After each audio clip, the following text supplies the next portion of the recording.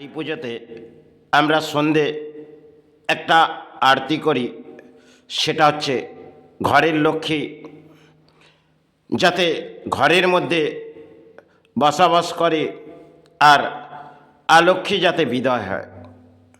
এই ধরনের আমাদের বাংলার রীতিরিবাজ, সেটা নিয়ে আজও বাংলার হিন্দু ধর্মের মানুষ তারা কিন্তু আবির্ভূত হয়।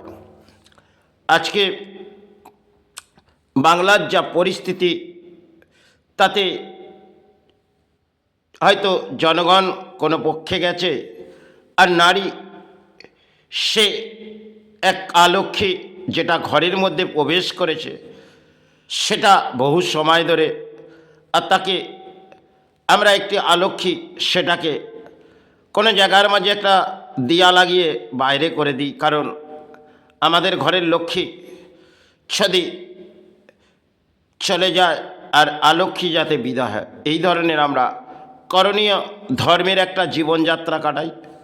আজকে দেখবেন ঘরে ঘরে কিছু সঞ্চয়ের লক্ষ্মী সেটা তো অলক্ষ্মী হয়ে বেরিয়ে যাচ্ছে, আর রাজ্যের কেউ রানী এসেছে, ঘরে লক্ষ্মী এক ঘরে ঘরে প্রদান করছেন, আর ঘরের মাঝে নারী ভাবছেন বড় দয়ালু রাজ্যের মাঝে এসেছে আমাদের রাজ্যের রানী, আমাদের জীবনে হয়তো সাহারা এসে গেল। এটাই হয়তো বাংলার অদ্ভুত খেলা। হয়তো 2026 হয়তো একটা ইলেকশন হবে, জানি না কে সফল হবে কে বিফল হবে, তবে এই রাজ্যের মাঝে যে পরিস্থিতি চলছে তাতে দানের মাঝে নারী ঘোড়া পেয়ে গেছেন, আর সেই রাজ্যের সে শিল্পগুলো রাজ্যের মাঝ থেকে সরিয়ে দেওয়া হয়েছে, কারণ শিল্প থাকলে রাজ্যের প্রাণীর আয় উন্নতি হতো। আর আজকে রাজ্য সরকার একটি ব্যাখ্যা অসাধারণ বলছেন বটে, যে শিল্প যেগুলো আমাদের তুলে দেওয়া হয়েছে, আর নতুন কিছু প্রকল্প সরকার যেটা নির্দেশ দিচ্ছে সেটা জনগণ হয়তো গ্রহণ করছেন, কারণ চপ শিল্প, ঘুগনি শিল্প, এ সমস্ত শিল্প বাংলার মাঝে কিছু গরিব মানুষ তারা হয়তো পথে ঘুরে এগুলো করে খেতেন। আজকে রাজ্যের রানী সেটা ব্যাখ্যা করছে অসাধারণ, কারণ রাজ্যের শিল্প তো নেই, আর কর্মস্থান নেই, আর বুদ্ধিজীবী সমাজ হয়তো রাজ্যের মাঝে তারা খেতে, এই রাজ্যের পরিস্থিতিতে একটি ব্যাখ্যা অসাধারণ হয়তো উঠে আসছে, কারণ রাজ্যের কর্মস্থান তো নেই, আর হয়তো ধর্মস্থান রাজ্যের মাঝে কিছু ছড়িয়ে দিয়ে যাচ্ছে রানী, তাতে সাহারা এসো, আর একটি দুর্গা পুজোয় দান দেবো, তাতে জনগণ আমার সাহারা থাকবে, আরও কিছু মন্দির প্রকল্প করে দেবো, আপনারা সাহারা যাবেন, তাতে আপনাদের জীবনের সাহারা উঠে আসবে। এই যদি বাংলার পরিস্থিতি হয়, তাহলে বাংলার পরম দুর্ভাগ্য হয়তো সময় নেমে এসেছে, কারণ নারী একদিকে রাজ্যের রানীর দানের সাহারার মাঝে চিন্তাভাবনার মাঝে আসছে, সে রাজ্যের রানী মাস তো শেষ হয়ে আসছে, কবে রাজ্যের রানী আমাদের দান দেবে। এইভাবে হিন্দু মুসলিম তারা হয়তো দানের ঘোড়া রানীর পাচ্ছেন বটে, কিন্তু পুরনো সময় দেখবেন একটি ইতিহাস আমাদের বাংলার মাঝে হয়তো ছিল, আজও হয়তো কিছুটা হলেও মেনে চলা হয়, কিন্তু যে ক্ষেত্রে আমাদের বাংলার সনাতন ধর্মের মানুষ, আচ্ছা ইসলামেরও, তারা কিন্তু ঘরের মাঝে আমাদের সনাতন ধর্মে দেখবেন এই পূজা পাঠ করে অলক্ষ্মীকে বিসর্জন করা হয়, মানে বিদায় দেওয়া হয়।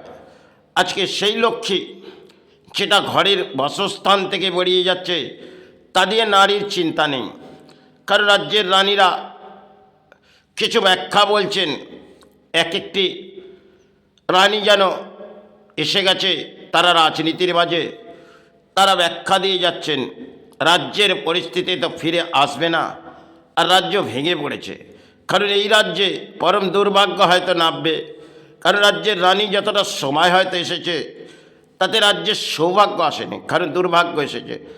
আর নারীরা দান পাচ্ছে, কেন জীবনযাত্রা কাটাতে গেলে হয়তো দানের মাঝে আজকে জীবন আর সময় দেখবেন যারা কাটিয়ে দিয়েছেন তারা কিন্তু এই দান ভাবনা চিন্তার মাঝে কাটায়নি। রাজ্যের শিল্প ছিল, আর শিল্প নিয়ে তারা লড়াই করে এ জীবনযাত্রা কাটিয়েছে।